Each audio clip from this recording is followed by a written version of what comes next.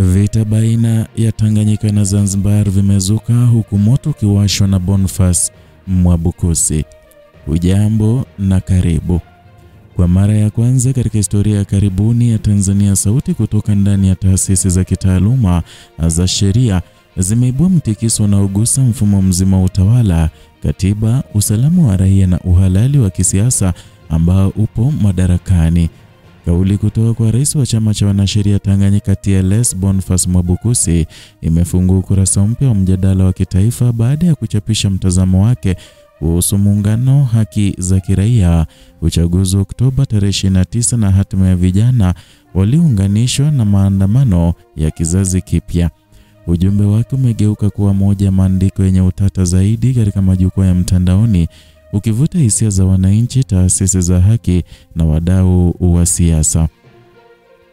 Na katika kile kilichoonekana kama kuanza kwa simulizi lenye msisimko mkubwa, Mwabukusi ametoa tamko kwamba mfumo wa sasa wa muungano huwezi kuendelea kama ulivyo. Mtazamo wake umeelezwa kwa msimamo mkali unaotaka kama kurejea nia ya awali ya kuwa na serikali moja ya muungano wa kujenga upya mfumo wa serikali hizo tatu: Tanganyika, Zanzibar na muungano. Kwa maoni yake, hali ilivyo sasa inaweka wajibu wa mzigo mkubwa zaidi kwa upande mmoja wa muungano, huku upande mwingine ukibaki na mamlaka ya ndani yasiyoguswa. Kauli hii imeivuta hadharani mijadala ambayo imekuwa ikipikwa kwa muda mrefu kwenye vikao vya ndani vya kisheria, kisiasa na kijamii, lakini kwa nadra sana kutamkwa kwa uwazi na kiongozi kwa taifa kwa taaluma ya sheria. Na katika hatua inayofuata ya simulizi hili lenye uzito wa kihistoria, Mwabukusi ameunganisha mjadala wa muungano na hoja mpana zaidi kuhusu haki ya raia kutoa maoni, kushiriki mijadala ya kisiasa na kufanya maandamano. Kwa mujibu wa msimamo wake, rais hapaswi kutafsiriwa kuwa wahalifu wa kufanya mijadala kuhusu utawala, demokrasia, sheria au uwajibikaji. Wito wake unajikita katika mtazamo kwamba mfumo wa kikatiba huwezi kujengwa juu ya hofu na kwamba kila raia anapaswa kuwa na nafasi ya kushawishi au kubadilisha mtazamo wa kitaifa bila kuwekewa alama ya uhalifu. Na katika mazingira ambayo kumekuwa na mijadala mikali kuhusu mawakili wanaotetea watuhumiwa wa makosa yanayopewa uzito wa kisiasa, Mwabukusi ametumia nafasi hii kutetea hadhi ya kazi ya uwakili kama sehemu ya msingi ya kuhakikisha haki inapatikana. Kadri simulizi inavyoendelea, sehemu yenye shinikizo zaidi ni tathmini ya uchaguzi wa Oktoba tarehe 29. Na kwa mujibu wa kile alichokiwasilisha, mchakato huu ulitawaliwa na upungufu wa uwazi, mazingira vitisho, kukosekana kwa uwanja sawa wa ushindani, ukamataji wa wanasiasa upinzani na ukosefu wa tume huru ya uchaguzi.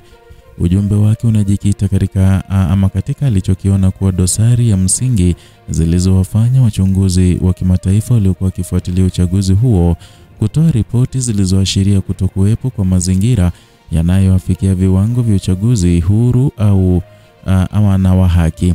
Na kwa hoja hiyo, Mwabukusi ameweka msingi wa swali kuu: je, uongozi uliotokana na mchakato kama huo unaweza kuendelea bila kutafuta suluhu ya kisheria na kitaifa? Na katika kusuka daraja kati ya kilichotokea na kinachotakiwa kufanywa, ametoa mwongozo ambao ameuona kama njia pekee ya kuondokana na taharuki iliyoitwa ya kitaifa. Kati ya mambo aliyopendekeza ni kusitishwa mara moja kwa ukamataji wa vijana unaofanywa bila utaratibu, kufutwa kesi alizoona kuwa zimebambikwa dhidi ya chama kikuu cha upinzani na kutafuta uchunguzi huru wa kimataifa kuhusu matukio yaliyotokea kabla, wakati na baada ya uchaguzi. Uchunguzi huu unatarajiwa kugusa matukio ya vifo, watu kupotea, matumizi ya nguvu na takwimu za uchaguzi ambazo zimekuwa zikipingwa na sehemu kubwa ya jamii. Na katika sehemu ya simulizi inayogusa hisia kwa kina, Mwabukusi ameeleza mtazamo wake kuhusu nafasi ya serikali katika tukio zima la maandamano ya vijana. Kwa maoni yake, chanzo cha maandamano hayo hakikutokana na msimamo ama msimko wa kipekee, bali ukwepaji wa majadiliano sahihi ndani ya vyombo vya serikali, ukosefu wa kusikiliza malalamiko ya umma na kupungua kwa imani katika mahakama na bunge. Kwa mtazamo huo, vijana walijikuta wakifanya maandamano kama njia iliyobaki ya kuwasilisha maumivu yao na baada ya mifumo ya kawaida ya kikatiba kushindwa kusikiliza. Hatua ya vyombo vya ulinzi kutumia nguvu za kiwango cha juu katika mitazamo wake imegeuka chanzo cha vifo vya watu ambao hata kuwashiriki maandamano ambao hata hawakushiriki maandamano, wakiwemo watoto na wanawake waliopatikana kwenye makazi yao. Ujumbe wake katika eneo hili unaofanya mgogoro wa kisiasa uwe simulizi la kibinadamu. Anaitaka serikali kuwajibika kwa majeruhi waliopotea na wale waliouawa katika mchakato huo. Kwa maoni yake, taifa haliwezi kuendelea mbele bila kuonesha ukweli kuhusu miili ya waliouawa na mahali walipo waliotekwa na hatua za kisheria dhidi ya wanaohusika na mauaji.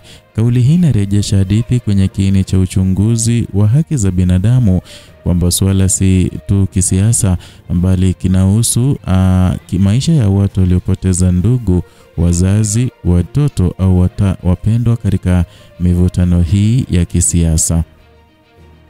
Na kwa kuunganisha vipande vyote vya mzozo huu, Mwabukusi ametangaza msimamo wake kwamba taifa linahitaji ukweli na uwajibikaji kama hatua ya kwanza kabla ya kujadili namna bora ya uongozi jumuishi.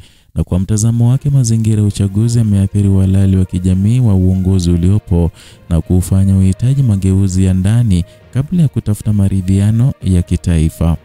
Katika simulizi lake, hatima ya taifa ipaswi kutegemea hoja za nguvu bali majadiliano, uwazi na utayari wa kukiri makosa. Na katika hatua ya mwisho ya simulizi hili la tahadhari, ametumia wimbi la maandamano ya kizazi kipya marufuku kama Gen Z kama alama ya mabadiliko ya kijamii yanayoendelea Tanzania. Kwa mtazamo wake, maandamano hayo hayakutokana na uchokozi bali ni matokeo ya kizazi kilichokosa matumaini, kilichosukumwa ukingoni na mazingira utawala yasiyotoa nafasi ya majadiliano. Akatahadharisha kwamba taifa lisiporejesha utamaduni wa kutatua migogoro kwa mazungumzo, basi asili itailazimisha jamii kutatua migogoro kwa njia ngumu zaidi. Na katika muungano wa maudhui haya yote, simulizi la msimamo wa Mwabukusi linajenga picha pana ya taifa lililopo katika kipindi cha mpito, ikitafuta mwelekeo kati ya historia yake ya kisiasa na matarajio ya vizazi vinavyokuja. Maneno yake yamefungua ukurasa mpya mjadala kuhusu mustakabali wa muungano, uhuru wa raia, nafasi ya wanasheria, usalama wa vijana, ushiriki wa kimataifa na uhalali wa mchakato wa uchaguzi.